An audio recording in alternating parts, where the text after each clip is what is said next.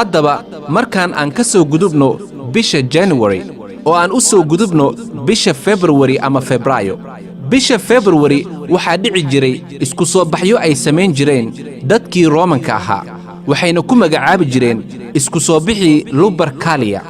Luper macnaheedu waa yey ama Englishka ku noqonaysa wolf, ayaga oo markaasi sawiri jiray yey eryanaysa ama yey bursanaysa gabar yar. haddaba Lupercalia waa u dabaaldegii yeyda markaasi dadban u eegto waxay ula jeedaan ragga axmaqiinta ah oo doonaya inay hablaha yaryar u galmoodaan iyagoo ugu soo gambanaya maalintii jacaylka. waxaa loo samayn jiray waxay ilaahyo ku sheegi jireen oo ah Pan iyo Juno. runtii xilligaasi waxay ahayd xilli laga sii baxayo qabowga oo la galayo xilliga guga. sidaasi darteed dhallinyarada waxay isugu imaan jireen geed aad u weyn, kadibna waxay dooran jireen magac qof dumar ah oo lagu riday oo lagu qoray waraaqado.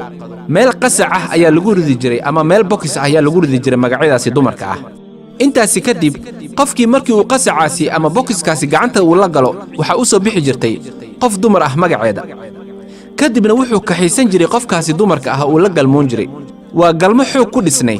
arrintaasi markaad u fiirsato dhanka Giriigga ah waxay ku magacaabi jireen erotica.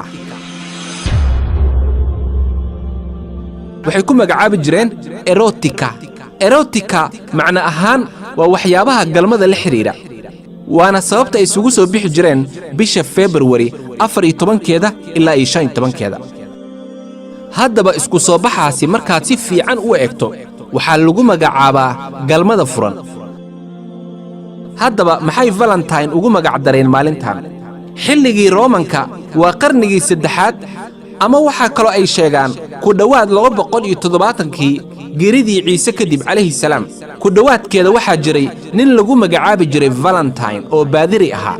wuxuu ahaa nin kaalmayn jiray dhallinyarada. imbraadoriyadii Roomanka waxay soo saareen wareegto lagu mamnuucayo in ragga ciidanka Roomanka ka tirsan aysanba guursan karin. maxaa yeelay haddii ay guursadaan mar waliba waxay ka fikirayaan xaasaska iyo carruurta. sidaasi darteed waaba ay joojiyeen in ciidanka ay guursadaan, laakiin ciidamadii ayaa diiday oo go'aansaday inay guursadaan. Valentine wuxuu bilaabay inuu isku guuriyo hablihii iyo wiilashii, laakiin ciidankii Roomanka ayaa qabtay isagoo falkaasi ku kacaya. intaasi kadib waxay dhigeen xabsiga, kadibna luqunta ayaa loo dheereeyey. laakiin inta aysan dilin waxay sheegaan inuu xabsiga kula kulmay inan ama gabar doonaysa inay guursato wiil xabsiga kula jiray. gabadha waxay ku sheegaan inay indhoolo ahayd ay waxba arag. wuxuu u qoray warqad, uguna qoray warqaddii From your Valentine, idinkaga timid warqaddan Valentine. ayadana sida ay sheegaan waxay u qortay warqad ay ku qorneyd To my Valentine. ku socoto warqaddan Valentine-kayga oo macnaheedu tahay ku socoto baadarigayga ama shiiqayga. haddaba wixii markaasi ka dambeeyey waxay bilaabeen inay xusaan Valentine ayagoo samayn jiray galmo furan, wiil iyo gabarba meel la isla geli jiray. sidaasi darteed waxay ku magacaabaan Open Sexuality of Lupercalia. waxaad dareemaysaa in dadkii xadkoodii ay dhaafeen, yacni xuduuddii Alle u dhigay inay ka gudbeen. allana wuxuu dadka ku leeyahay ha ku xadgudbinina xuduuddayda. وتلك حدود الله ومن يتعد حدود الله فقد ظلم نفسه. oo kii kastoo soo gala xuduudaha u dhigan Alle weyne, yacni xuduudaha u yaalla Alle weyne, markaa dhab ahaantii wuxuu dulmiyey oo gaf u soo jiiday naftiisa.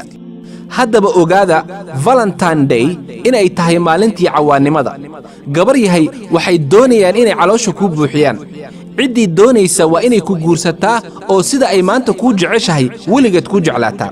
laakiin maalintaasi kuwaan horay kugu soo sheegay oo yeyda ah Luper ama Lupercalia adiga ayay doonayaan inay ku feensadaan ama kula galmoodaan.